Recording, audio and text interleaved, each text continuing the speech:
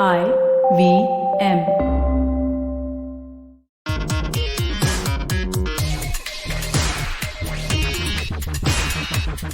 Hello and welcome to episode 242 of Simplified. How's the new year been treating you so far, folks? So in the previous episode, we actually had part one of our interview with Ekalavya, who is, among other things, an NFT entrepreneur or is dabbling in that space. And we were talking about Web3, the blockchain, the evolution of the internet, strangely enough, was an interesting part of the conversation that came out from there. And without further ado, we are going to jump right back into the second part of this because we talk more about NFTs and what the future of Web3, or really what the future of the web in some sense in the form of Web3 could look like. So yeah, we're jumping right back into it. So here we go. So I understand the art part or whatever. Who makes the utility enforceable? Yeah. So that's the smart contract, right?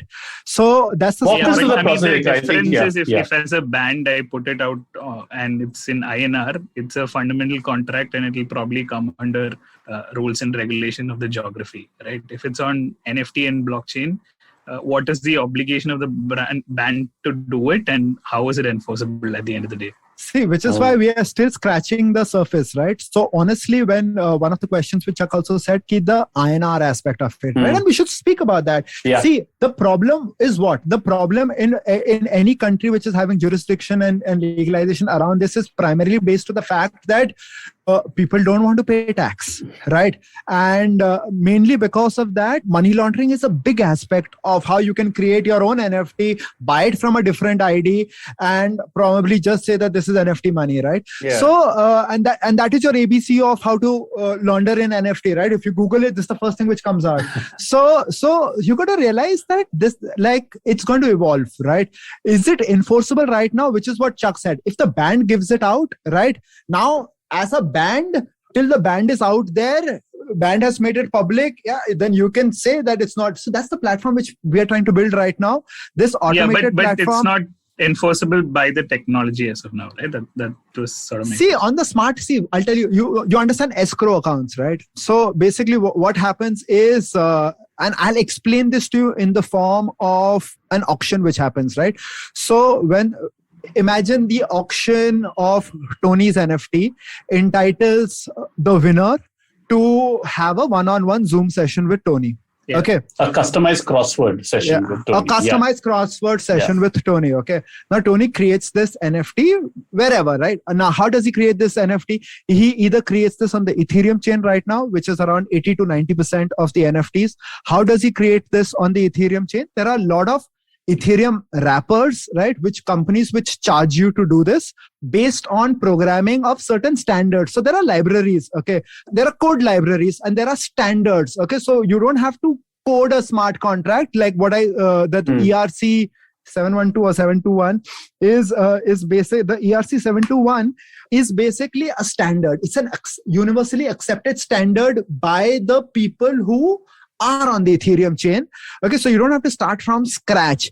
So there are certain smart contracts and standards in which enable you to mint. Okay, you ideally need a programmer on the blockchain for it, or you can simply go to OpenSea or any other marketplace which enable you to do it, or you use the current, or you realize that this is less for the art aspect and more for the utility aspect of the crossword. So I don't want to spend $300 in minting an NFT. I'll use a younger blockchain where it's lesser, so that even people who are spending on me don't have to spend so much money, because this is more about the utility aspect of it. Right. So just to clarify one thing, Rekha, the artist or whoever's putting up an NFT online has to spend some money in putting that NFT online. See, it's based on the Ethereum chain and every transaction going through, right? So it takes time. So the lesser patience you have, the lesser, it's a facilitation fee you have to pay, right? So you either do it the hard way or you do it the easy way, right?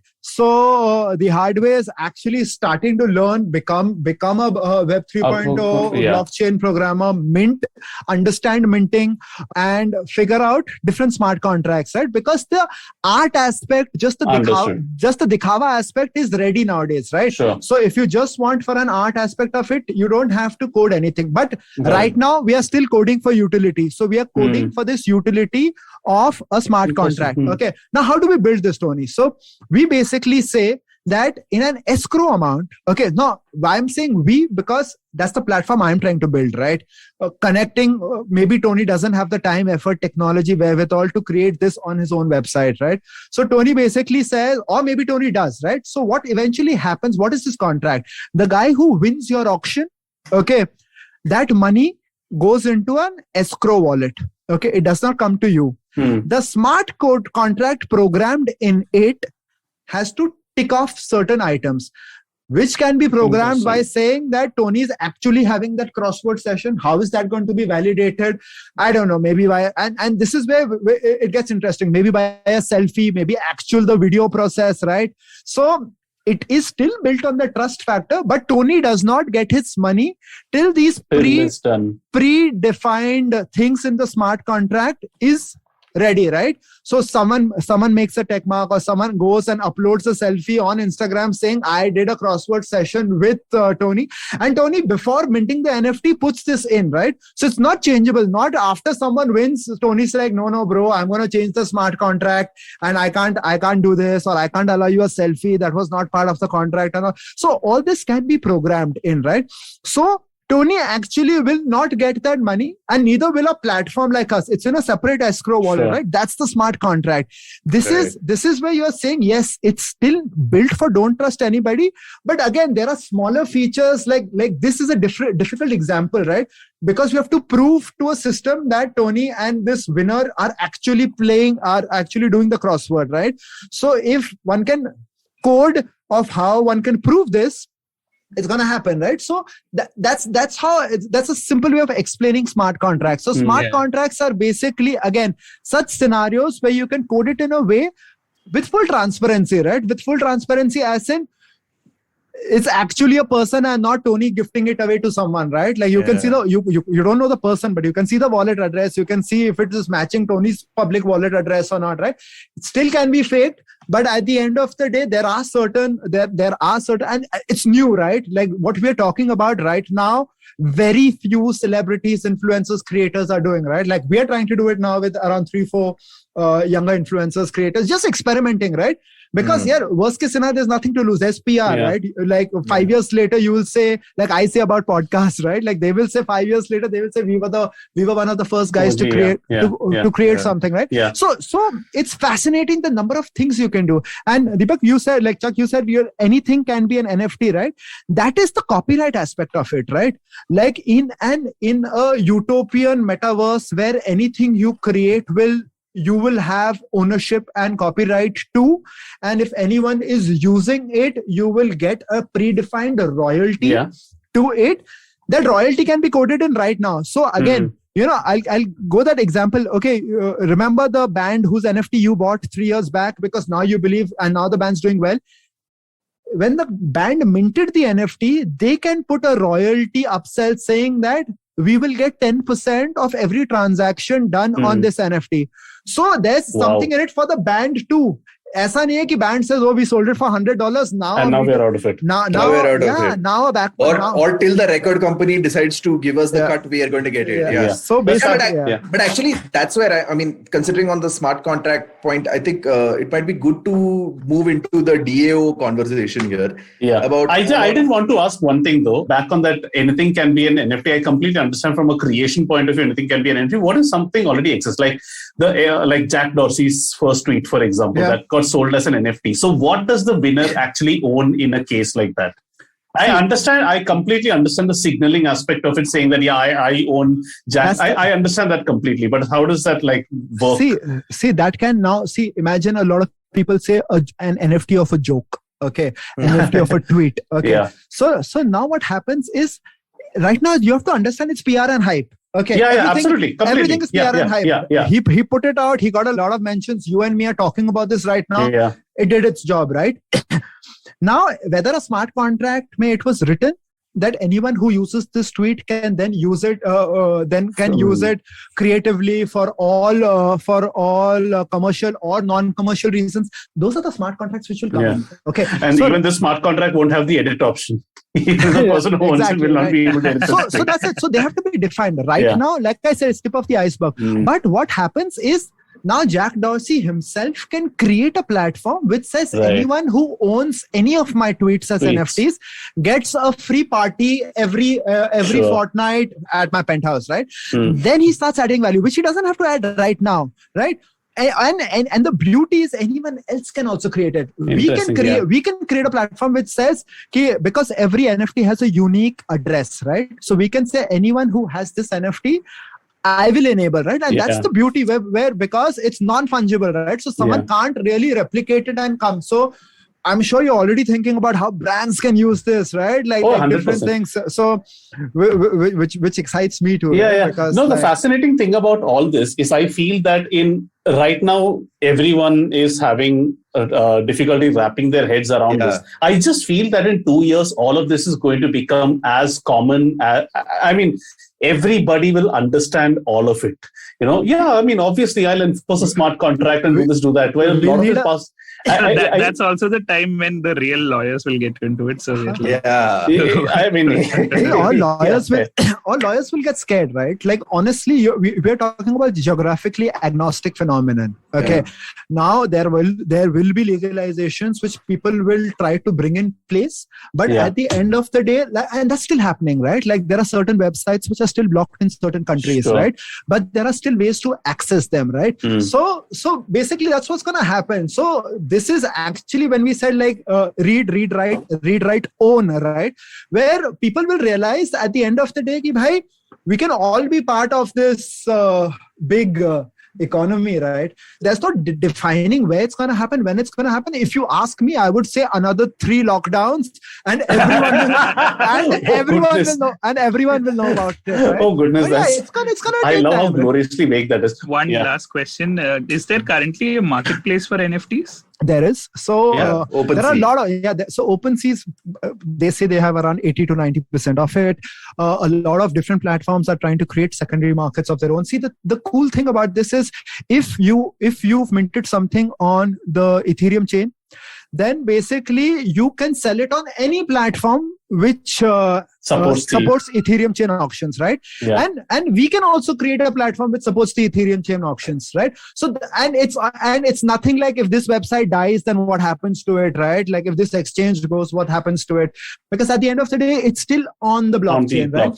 So and you don't even need a secondary market. The biggest secondary markets are WhatsApp, right? Like most people sell it and upsell it to friends, family, peer groups, etc. I think one of my favorite examples of this entire space, and it answers so many questions, including Tony's on marketplace, is actually NBA Top Shot. Even though I'm not necessarily an NBA fan myself, I just find the concept fascinating. And actually, I learned about NFTs through that. So NBA Top Shot is, I guess it's a marketplace, you can call it that, where you can buy NBA-related NFTs. So basically video clips of highlights and lots of other things, including trading cards and all that. Trading cards are usually one of the analogies that's drawn closest to what NFTs and explains the whole irrationality behind it beautifully.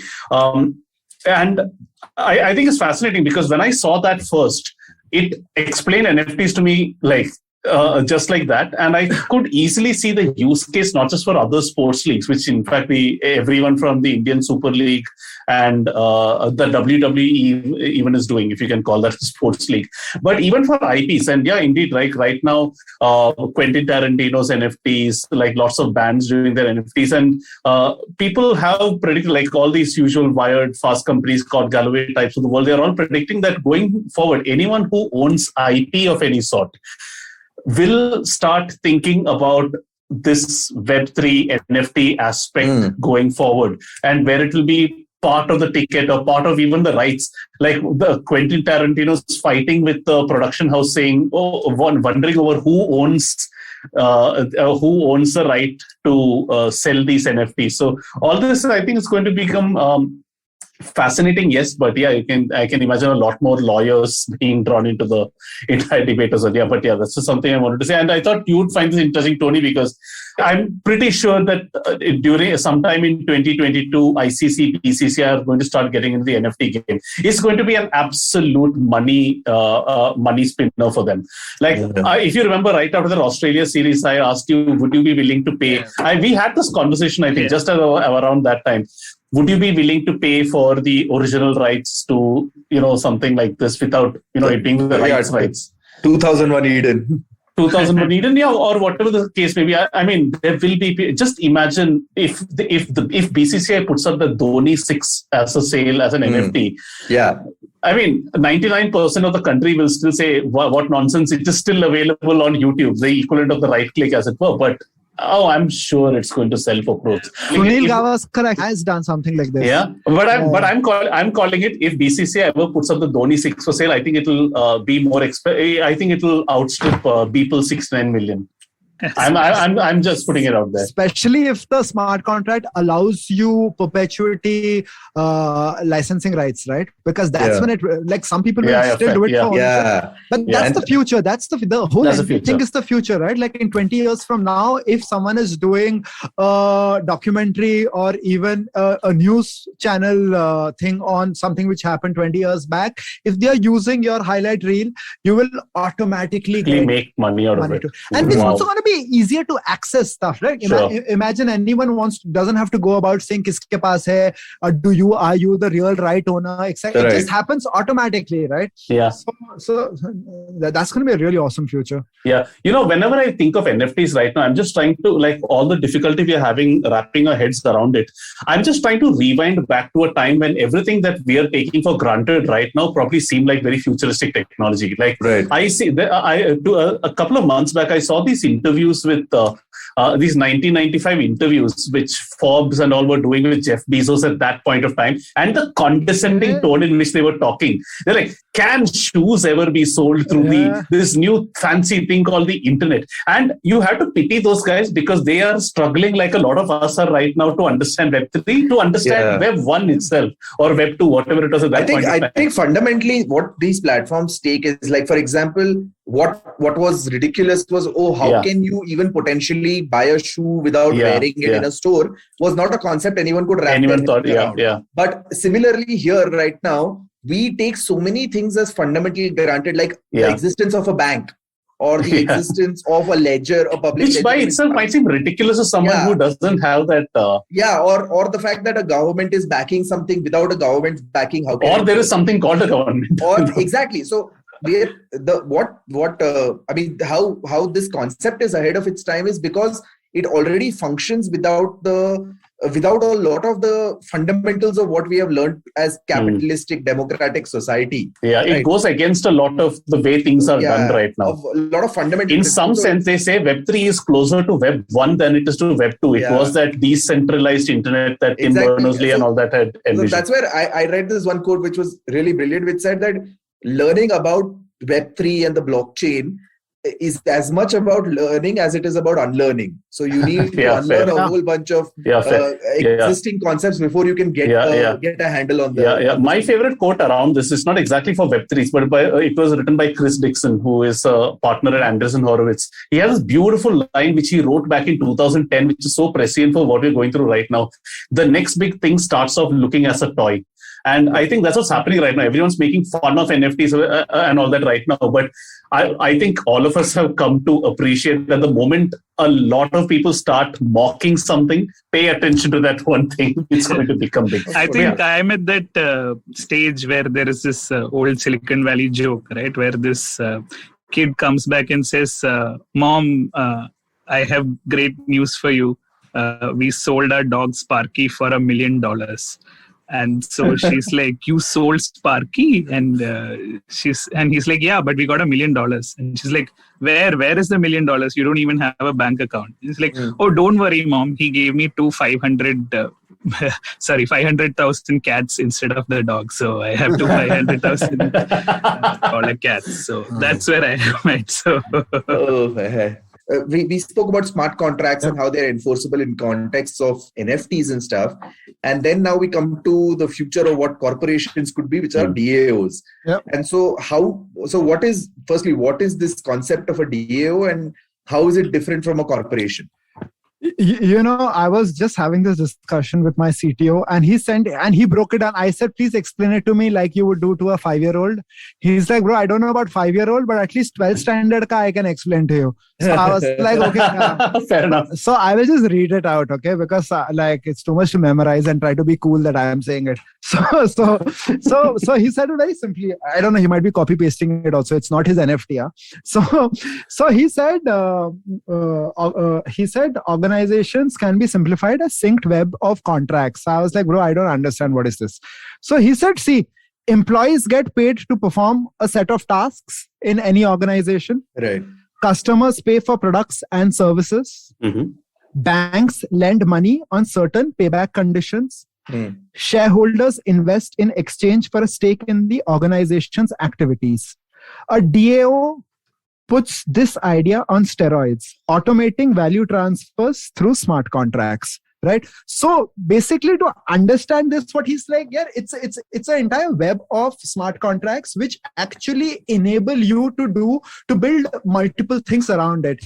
Right. You know, this is what Tanmay Bhatt is trying to do in India around Solana. You know, he's trying to build a DAO around Solana where basically, if you want to do something with Solana, you know, and you need some people or some set of libraries which you can refer to either mint something or to create some utility, then you would use a DAO, right?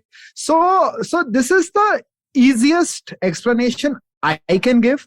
It's actually a great explanation. Yeah. What I love about this is they always say of employees, right? You should feel like you're an owner inside the company or something. You have ownership, but now you actually have it contractually. So you have as much to gain from the company's growth and all that, not just in terms of your perfunctory salary hike and all that, but potentially a lot more than that. Sorry, I think I'll tell you how he finishes. I'll just finish. So DAO is decentralized autonomous organization. So it's decentralized. So like Farmville was on Zynga servers, etc. Right? This is not on anyone's server. So anyone who has a node, okay. And how do you have a node? You basically are running a program on a hardware with a little bit of electricity, which is why at the end of the day, like people should invest in electricity. But I love that. But I'll tell you the last line what he said. Right? So it's on steroids. But then human managers are programmed out by code that is democratically agreed on by token holders, right? Okay. So like what you said, each member owns a fraction of the DAO's assets and can weigh in on decisions proportional to token holdings, okay, as programmed by the smart contract. So going back to the whole thing, right, everyone now feels that like what you said, in an organization, everyone actually genuinely now feels ownership. And he ends it beautifully, right? Integrating economic and social features, the DAO model makes companies more like communities and communities more like companies. So is it like if shareholders run companies currently? Exactly. Yeah, pretty much. It's exactly. So if I can add to that, just think of it. Whenever I say DAO, think as a use case, think Reliance. All right. So you have Reliance, which exists. I mean, your Reliance. Firstly, the entire premise of Reliance exists because it is registered with the government of India as a company, right? The first basic premise where the DAO goes, I'm sorry. Why? Oh, okay. Well done. Yeah, nice. That also. But then again, what the premise that works, the DAO works on is it's registered on nothing but the blockchain on which it is made. All right. And the second thing is exactly, which is what, right? Like where the blockchain makes you think like, just think of the blockchain like a bank is essentially a ledger. This is essentially a set of rules. A company, any company, is effectively a set of rules that we will do X, we will do Y, we will do Z. These are the set of rules that they set for employees, for different people. Take the same things, code it into an algorithm and put it onto a program, code it as a program. Automate those functions. And that is effectively a DAO, right? So if I was to take it that way, now from that, what that does is, and what happens in a company is, and where the DAO is supposedly superior to a company, is that where those standards and those ideals of what, say, a particular company wanted to do, say what Dhirubhai Ambani wanted to do with Reliance, is probably not executed to the extent with what he thought by the multitude of employees that Reliance has. But in a DAO, whatever was decided by the founder and the group of people who set that DAO up, is going to get executed exactly that way because it is machine executed. So that set of rules will get executed that way. So you cannot, say for example, tomorrow decide to execute a function differently from what was defined by what the majority people of the DAO have done. But it's a living thing, right? So it's a living. So yeah, that aspect. So maybe Eka, you want to talk about the living aspect of a DAO, about how the DAO evolves and how it works that way. So just to explain, Tony, the same thing which is in the full form of DAO, right? Like the decentralized basic aspect ensures that it's going to be there, right? Like again, the don't trust anybody ka that feel which I was telling you. It's like when you talk about a company, you still think that the company might not be there tomorrow, right? So it's basically back to that whole thing where I think he actually summarized it very well, where it's see we can go a little deeper. You want to talk about staking and security? I think let's just stick to the basic concept of how a DAO evolves. How is it a living community and entity, and how those rules can evolve? I think we can first clear that part. See what happens. I'll try to tell it simply, right? Like in a simple way, it's a web of smart contracts, right?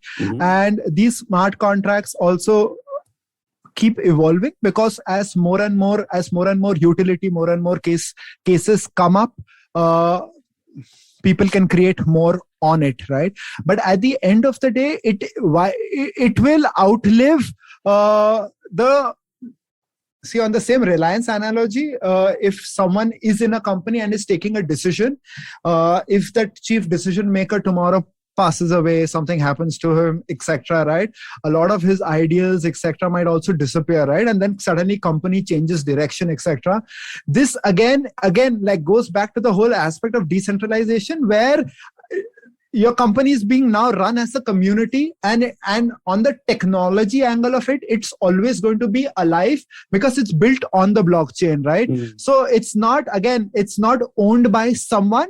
And a lot of people, when they say they are building DAOs, right? And you're like, bro, what are you talking about? Because like DAO in Hindi slang is basically a girl, right? Like, uski DAO paani. That's a joke I actually got last weekend. I was like, what is a DAO, right?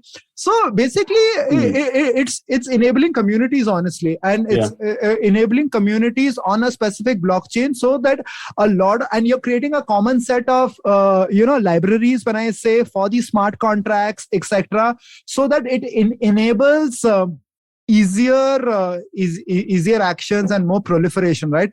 Otherwise, what happens is most of the people who are not very techy and not very geeky will always stay away, right? And again, to foster a great community, you need people with different skill sets and different kinds of abilities, right?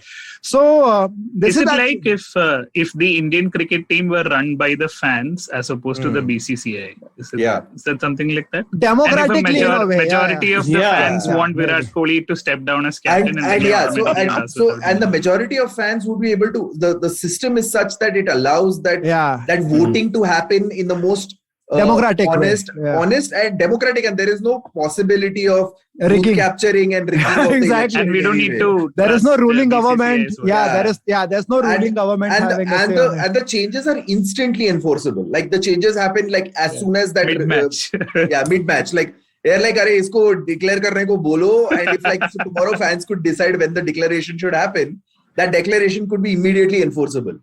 I had seen another thing which probably I'd share, like, that big, that Bruce Lee ka dialogue about always be like water, right? Many people say, DAO is like water, right? Like it's always going to be flowing. It's going to be alive. It's always going to be evolving, right?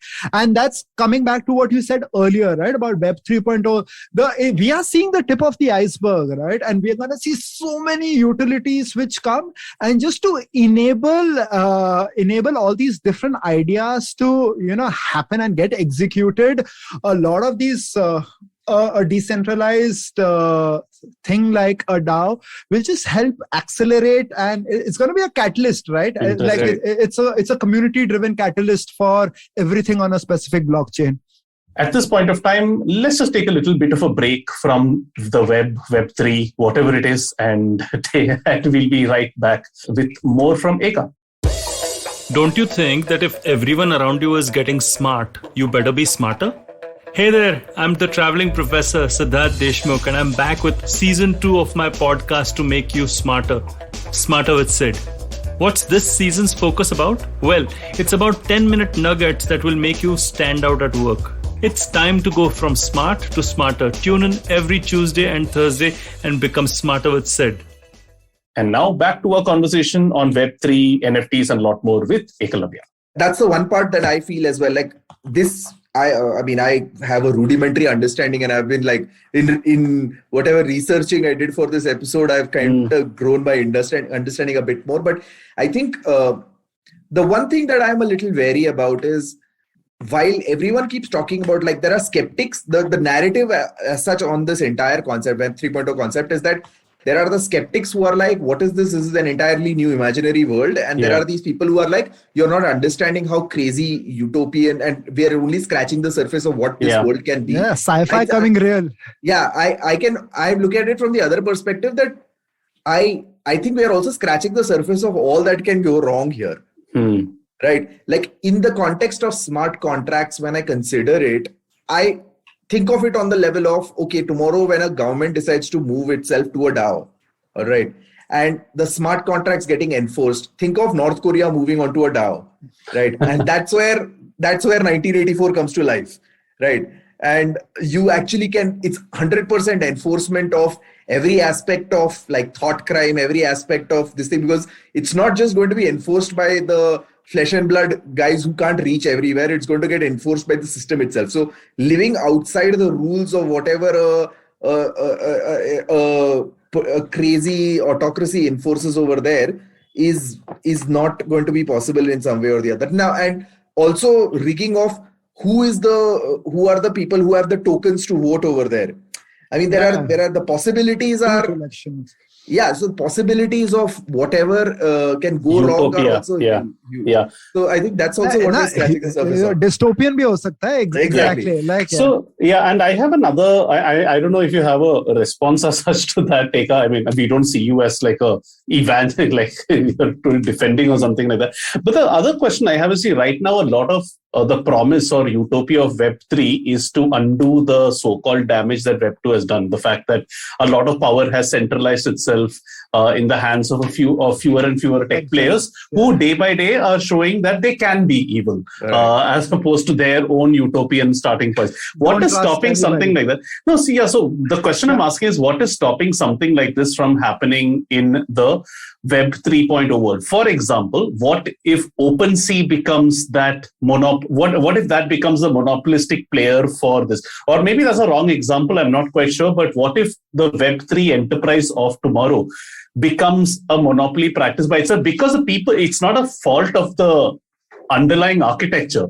It is a fault of the people who are running the show, right? Evil-minded people will put whatever technology is there in that day to further their needs. So, like, this is something I've been thinking of and been struggling to, grapple with, whether Web3 will solve something like that, whether it will accelerate. So, I just like your thoughts on that. See, the basic aspect over here is the decentralization of it, right? Like, so which is why many people So evil people won't decentralize, you're saying? Not the blockchain, but the second. So imagine there's, someone just paid $450,000 to be Snoop Dogg's neighbor in Snoop Dogg's metaverse. In this metaverse called the Sandbox. Okay. Now he's created a Snoopverse over there. Okay. Right. Of course he has. Bro, Snoop Dogg fans, like an article broken by Forbes saying $450,000. He's already achieved what he wanted to achieve. Yeah. But at the end of the day, like, this has been built on a blockchain. Okay. Now, what you're saying is, bro, anyone can create their own coin, firstly. Okay. So an example is Polygon Matic. Okay. Polygon Matic is also used for NFT minting and MetaMask, the wallet, the really popular wallet for NFTs on the Ethereum chain, right? Like, it also supports Polygon Matic. Polygon Matic is within the Ethereum chain. And that's when I realized that we can create our own currency tomorrow. Okay. Basically, you have to convince enough people that it's worth something, right? And how does that happen? That either happens through hype or to ensure that there are enough people who are using it. That is still Ledger. Okay, that's Bitcoin. Now, when you're talking about DAOs, blockchain, right? Now you have to say that this blockchain and the programming which you can do on the blockchain, which will keep evolving and more libraries get added, etc., is ensuring that on a decentralized chain, you're adding a lot of layers, right? So what's going to happen is we can create our Second Life website tomorrow, okay, saying that it's the simplified coin, okay. Now you have to hope a lot of celebrities use the simplified coin, and people are developing on the simplified coin, and you're giving credits, like it's basically any like contest to win, you said, right? Like you used to get those credits to win. So those points are now being given as currency, right? Got it. Okay, so we can start something, okay, like OpenSea. OpenSea is not saying we have our own currency. OpenSea is a platform which sells tokens minted on the Ethereum chain. We can start another platform which is again linked to the Ethereum chain. We are not saying these are our NFTs, okay. So an NFT which you buy from a platform like OpenSea, okay, you can actually sell on any other platform which supports Ethereum NFTs. The same thing with Solana, right? Like an example of the auction which we recently had with Sharan, Finance with Sharan, okay. One of them like really cool influencers in the finance space, okay. We minted that on Solana, okay, but we had the auction on our own website. Okay. But the winner of that NFT can sell it on any platform, even OpenSea when it supports Solana, or SolSea is Solana's equivalent for Solana NFTs, right? So they don't have to say that, bhai, I'll only sell it on your website, right? So now, will there be some capitalistic companies, etc.? Yes. Will there be some companies who try to create their own currency? Yes. Will there be some companies who become smart and say, we will build this on a very publicly accepted blockchain? And like OpenSea charges you a premium, which are known as gas fees, right? For minting. So they charge you because you are paying them. You don't have to. So they don't have a say that only NFTs can be minted on OpenSea. There's nothing like that, right? So you can mint anywhere and you can list on OpenSea also. Okay. So you have to realize that. So at the end of the day, it's like YouTube, YouTube not using the YouTube player, but there's a standard video player and there's a standard server with content. And now YouTube has all those videos. It's not their video player. Okay.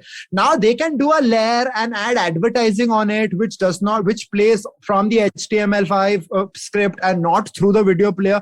That is all there, what they can do at the platform. But when you're talking about, a person owning it, unless they own the blockchain, unless and probably no one else owns anything of it. So it's against the whole decentralized aspect, right? So there's very less chances of it happening, or it will happen 20, 30 years later, right? Where there are enough people who you can fool, right? Because right now you can't fool too many people, right? The people who are investing right now either are investing on hype or FOMO, or the early people who will actually Google, right? Like, what is this? Is it safe or not? So, and there are 100 people saying, no, don't invest, etc. Right? So, like, I don't like the investing aspect of NFTs at all, right? Because I know it is hype. But people who love arbitrage trading, right? Buy for cheap, sell for lesser, buy from here, sell to someone, buy mint for someone who can't mint, buy for someone who can't mint, buy for someone who does not. Here, I'll tell you a big restriction of there were 7 steps for someone to take part in our auction, which is, it's almost dead on arrival, right? DAO by itself, by the way. DOA, right? But at the end of the day, there were enough people who still participated. So we sold it for like around 65,000 rupees, right? Like I was like, bro, why will someone pay so much for it? But yeah, the guy who once said ki brands will pay around so much for a collaboration with him. I'm buying it right now. I can choose to collaborate with him, or I can sell it to a brand. And I was like, wow, bro. Like, imagine he knows that the value of a reel with Finance with Sharan was higher than the amount he bid. So he bid, and he told us, he's like, it is undervalued. So I'm buying it today. And as I have been made to understand, I can sell it to anyone. So anyone can collaborate, right? And I was like, bro, this is the future. This is what we are trying to do. And and he was like, yeah, I understand. The only reason he understood is because he already had a Phantom wallet. Phantom wallet is your MetaMask equivalent of Solana. To get your Phantom wallet, let me tell you why it's difficult. To get a Phantom wallet, you need to primarily a Phantom wallet is a browser-based wallet, right? Which integrates with platforms. So firstly, you have to be on a desktop, which automatically kills a lot of people.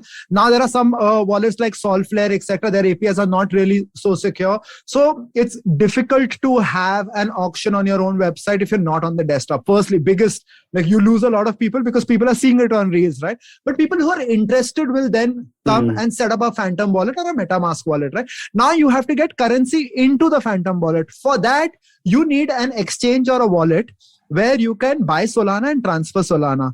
In India, WazirX, CoinDCX, a lot of these guys don't allow withdrawals of Solana, right? So big problem. So Binance or some wallets allow, right? So you basically need to have money, cryptocurrency in a wallet which supports withdrawals of Solana. So you have to find that. Now, Binance, the example which I use, again, not recommending any of these, right? Have a cold wallet, right? I love how you're giving disclaimers. No, have a cold wallet. Yeah, man. Like don't say you said Binance and all. But Binance does not allow you to directly put INR in your account. So to get understood. So a lot of steps basically. You have to set up another wallet, put in Indian currency over there, buy say a USDT, which is a stable coin, transfer that USDT to Binance. From Binance, transfer it to Phantom wallet, connect your Phantom wallet with the auction website, and we still got like 40-50 bids, right? So that made me realize that Finance with Sharan is a guy, like if he's a stock, I should invest in him. But more than that, it takes time. But soon, like what he said, in 6 months from now, this is going to be possible in one click. One click. And when that happens, right, then automatically, I won't say floodgates will open, but a lot more people will be open to doing this, right? Because at the end of the day, you need convenience, right? Anything which is cool has to come with convenience. Otherwise, you lose like so many steps, man. Like who's gonna take? Getting onto the internet was also a 5-step process back in the day. And look at it now. By the way, I think we should work towards wrapping this up. It's almost 2 hours. I think it's enough for over here. So, Eka, I just want to wrap this up before we get back into the recording part. Just saying, okay, what's the future of this entire space going to be globally and specifically with respect to India? If you see a difference between the two, that's how I'd like to see. I go back to a quote which I've. No, wait, we haven't finished. We haven't started yet. Yeah. We just get back into that. Anything else you guys want to ask? No. I guess. I mean, we can be here all day. Yeah, exactly. For sanity's sake. I think Sriket and me should do an NFT podcast, man. Okay, guys. The only point I wanted to make was that, this is literally just scratching the surface. I mean, from a simplified point of view, all we are trying to do is just trying to open this world up to some people who can, give them enough to kind of go ahead and do their own research and not look blankly the next time someone says DAO, and like you said, not think it's a slang for a girl. Know what it might stand for. So that's where we're at. So the difference between Davos and DAOs. I'm actually sad nobody actually said Dow Jones somewhere. But anyway, this is fascinating. I mean, I just lost. We've been chatting for almost 2 hours on this entire concept, and before I ask you the final question, one thing that's just standing out to me is that if you take away all this confusion, jargon, technology, blockchain, 7 steps, MetaMask, everything, the outcome of everything that Web3, NFTs, all this promises is actually extremely simple things that have always been there in human history, be it the points you are making on ownership, signaling, personal branding, if I may use that phrase. The fact that employees should have a stake in the company more than where they are right now. It almost feels like, I think in the larger arc of history, I think in maybe 3000 AD or whatever it is, we will look back at the era of Web 2 and capitalism the way it is right now to be the anomaly, to be the weird. Remember that weird time when we had to sign employee contracts and all that. And it seems like in some way, Web3, the route to get there might seem extremely arbitrary, but like one of you said, it's really about the unlearning more than it is about the learning in some sense. So the final question I really have is, where do you see this going? Where do you see the future of Web3? I mean, I know it's a very far way away to be able to see something like that. But at least in the short term, in the next 1 year, what can we expect in the space of Web3 as a whole? And then I guess specifically to India, Web3, NFTs, all that. See, this is part of evolution, and that's why, and that's the whole thing which I spoke about, this 20 years of evolution on digital, right? Evolution is always scary, which is why it's exciting, right? Yeah. So it is scary, right? And what is scary? Primarily scary is the unknown, right? Yeah. So, and trying to make sense of it. So the main thing is, if it was not scary, then it would not be exciting, right? Yeah. It would be boring, right? And most of the people are really bored with their lives also, right? Like it's the basic existential angst, right? So this is this huge potential which is out there. It's scary. One of the basic things which is going to eventually happen is a lot of paper is going to be saved. Okay. So it's good for the environment. No. So Tony mentioned that, right? The legal guys are really scared, right? Because if you have standardized contracts for a lot of stuff, right? Which is accepted globally. Okay. Which is going to happen, not now. Eventually, so even the legal profession is going to evolve, right? Like some more examples of how real estate, NFTs coming on real estates, etc. Right? But what's going to happen in next 1 year? Like, see, nothing's going to change dramatically, okay? Yeah. Unless and that's the beauty of evolution, right? Because if it's changing dramatically, then there's something wrong with it, right? So it's just an iteration. No, and you might see suddenly you're having a lot of conversation does not mean the whole world is having that conversation. Sure. Your peer groups are changing, your interest groups are changing, maybe it's linked to your work, etc. Right? So it's not the center, but it's slowly going to evolve. Sure. Okay. It's slowly going to evolve, right? And it's primarily going to evolve because everyone who's now on and you have to talk to younger people, right? You have to talk to guys who are 18, 20, 24, right? And they're being exposed to a world which like is a post-television world, right? Like they're holding devices in their hands, right? So the evolution which we see now happening, and I keep saying this, right? Like little anecdotal, but less than 20 years back, we would have to stand outside STD, ISD, PCO lines to make a phone call to our grandparents who were probably 3,000 kilometers away. And now it's 1 second away, right? So that's like, you don't have to queue and it's free, right? Earlier, you would pay some obnoxious rates per STD rates, right? So you're seeing evolution is happening. So people who say it's not evolving, it's not true, right? So it is going to evolve. Is it going to evolve overnight? No. Is it right now? Are we at a hype stage? Yes. After listening to this episode, should you invest in cryptos? No. Okay. Should you invest in NFTs? No. But should you read a little bit about it? Yes. Why? Because eventually you have to future-proof yourself, right? Like if the whole world is moving to Web 3.0, you can't be saying that, no, I'm happy in my Web 2.0 space, right? Because irrespective of which field you work in, right? Like, and it's crazy. Like I come from a family of doctors, right? And they are talking about medical records, tokens, every surgery being easier for insurance, etc. Right? So you're seeing that these conversations are happening, right? Will they become a reality? Eventually, they will become a reality because it's convenience, right? Convenience forces evolution, right? And over here, convenience, when it comes to say, bureaucracy in a lot of places, it's going to remove it. Stability when it comes to currency, it is, right? Honestly, people who invest in Bitcoin are people who are scared, just invest, right? They are scared of having money in their own currency, right? Because it might get devalued. Sure. You saw what happened in Venezuela, right? Like it's scary. So one thing is the investment aspect of it. But when you dive and don't invest, like I would say there are far easier ways to invest, right? Like don't invest unless you're investing for your grandchildren and who will be like, wow, my dad invested 0.001 Bitcoin and now we are billionaires, right? That is not going to happen in our lifetime, right? But is technology going to evolve? Okay. Is like this whole fears of privacy, etc. This is all an evolution of that, right? People realizing that we can't be puppets in our own ecosystem, right? Because now the internet is a way of living, right? Earlier it was you would escape to it for entertainment, right? Early forms of the internet. Now it's no longer that. Like we can't survive without the internet, right? So the internet has to evolve, right? And as the internet evolves, we all you have to be excited about the evolution, right? Because if you're not excited about the evolution, you will be left behind, right? Or you will catch up later, which is also okay. Like 50% of the world will catch up later, right? Yeah. But when it catches up later, you should not feel ki, oh my God, I'm so old, right? So this is good. So you should get interested, read about, like, there are so many cool things to do, especially if you're in gaming, if you are creating, you'll realize that, like, the kind of, the community, the whole community aspect, which a lot of people, want to belong to.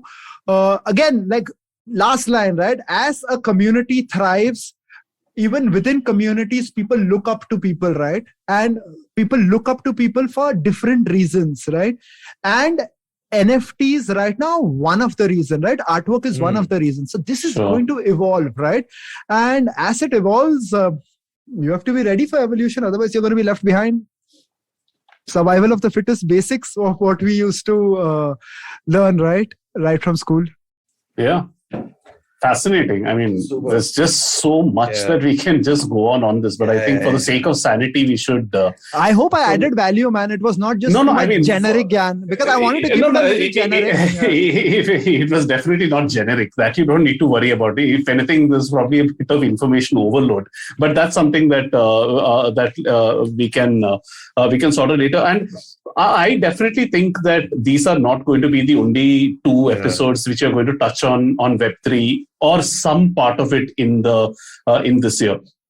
50 more episodes to go in 2022, and at some point we will eventually talk about it. But Eka, this is a great primer. I mean, if I can call it a primer, I think it was well beyond that, because we covered more than just what we wanted to. We also just talked about the evolution of the internet in some sense, and how we got to where we are right now. So, I mean, nothing more really. I think we have, we just need to all wrap our heads around this, read up a little more. There are lots of great videos online that explain everything from just how the blockchain works all the way to just looking at how brands are using NFTs and how artists and all that can use. So, Eka, thanks so much, man. Thanks so much for appearing on. Thanks so much. Good luck for whatever it is you're trying out. And all the best. Okay. Off record. Do you think it's worth creating a podcast? Wait, we'll get to that. Let's just wrap this. Thank you. Part out, wrap up the podcast. I still remember, and I always tell you this, Eka, even though you don't take credit for it. When I was at a pivotal juncture in my career, you gave me an excellent piece of advice, which you repeated yourself, by the way, for yourself right now, which was, if it's not scary, it's not exciting enough. And I think that's a fabulous way to I've lived that mantra a little bit later, even when I decided to take another jump in my career. So I think this is going to work out very well for you, because I look at it this way, right? And again, I'll repeat what you said to me at that point of time. What's the worst that will happen? Even if, whatever, this doesn't work out, you will have enough of an experience from here to, let's face it, Web3 is going to come in some shape or form, whether we like it or not.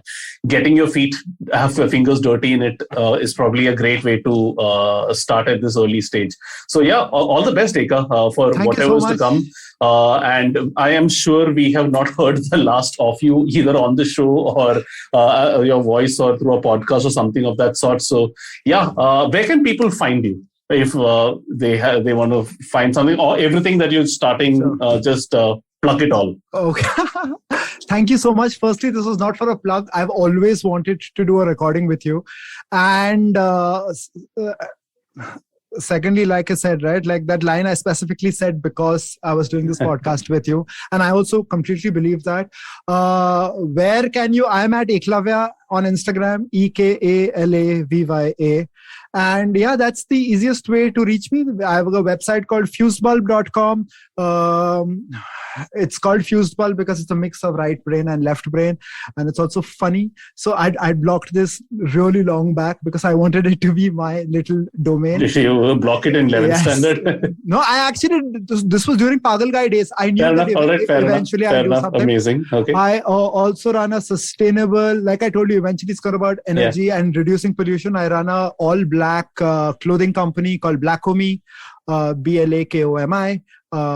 Coupon code simplified to get 30% off. You just do that. Not just Blackie. Brilliant call. And computer vision AI to do a B2B SaaS piece in the retail tech space. So that's what I do. Good luck with you guys. Good luck to you guys. Great podcast. I'm a listener. I don't listen to every episode, but I do check it out. And thank you so much for being such patient listeners. I know I've cut you guys while talking, and it's not great. No, that's okay. This is one topic where we would have preferred to listen. We prefer to have an expert on. It's going to be painful for editor, man. Like, I'm apologizing to your editors also. The snippets from this shall be sold as an NFT eventually. We can actually do that. We can actually do that. Like, if you want, let's not go down that rabbit hole. We want to do a PR. It's simple. It's zero money, man. We can do a simplified episode to. This is what happens when you bring an entrepreneur to Simplify. Next thing we know, we'll have a promo. I won't charge anything. It'll be owned 25% each by the four of you if you want. But if you want to do something cool, it's cool. You can say our first podcast to drop an NFT. But thank you guys. Amazing. It's been awesome. Thank you for the mic suggestion and loving to future collaborations, guys. Super. Thank you. Great. Sounds good, Eka. Thanks. Whew.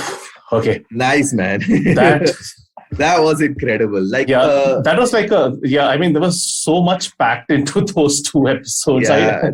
This actually, it feels like, for me, this is equivalent to the first time I could realize I saw a touchscreen being used.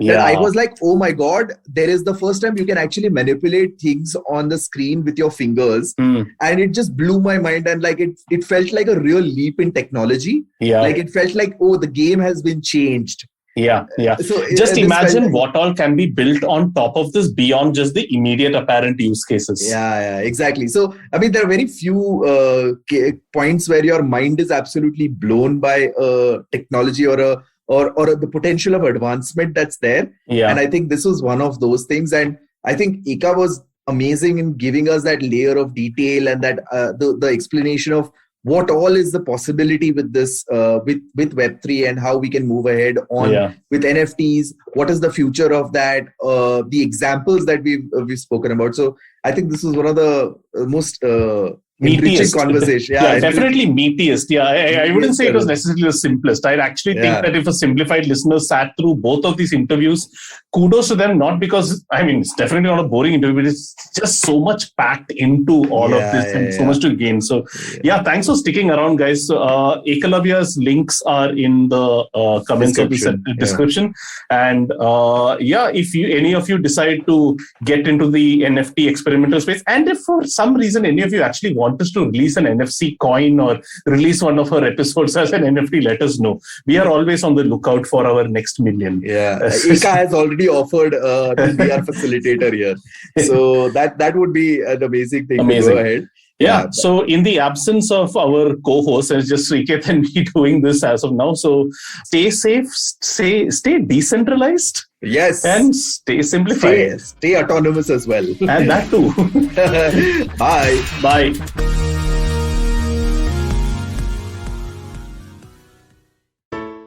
Hey everybody, it's been another great week on the IVM Podcast Network. Episode 100! We've hit the 100th episode on Storytellers and Storytellers with Vineet Kanabar. Join us to take a look back at some of the best episodes so far. On Siders Says, Anushka Iyer, founder of Wiggles, tells Siders all about her pet care company. They chat about their mutual love for pets and how to best care from them. On The Habit Coach, Ashton learns 3 habits to better your handwriting from graphologist Imran Beg. On Fin Talks at Bob World, Akhil Handa talks to Gurjot Pal Singh. He's the CEO of Tide In. They discuss its digital banking services. In a new series called Ek Sawal Kai Jawab, the Pulyabazi hosts analyze why the number of government companies is increasing rapidly. Do follow us on social media. We're IVM Podcast on Twitter, Facebook, Instagram, and LinkedIn. And remember, if you're enjoying this show or any of our other shows for that matter, please do tell a friend. Also, don't forget to rate us on any of the platforms you're listening to us on. And you can also check us out on YouTube. You can have a list of all of our shows at ivmpodcast.com/YouTube. And finally, we'd like to thank our sponsors this week, Bank of Baroda and CoinSwitch Kuber. Eventually, you'll see the end of your childhood. Get accustomed to womanhood. Enjoy the experience of sisterhood. Might get to wifehood. Or not. Choose motherhood. Or not. You'll learn to define your personhood. Earn a livelihood. Change the neighborhood. And get rid of the falsehood that life post-academia is easy. So join me, Ritasha, And me, Ayushi. on a journey from station starting point To station, what now? next station, Pudin station, and hopefully Agla station, adulthood. Fresh episodes out every Thursday.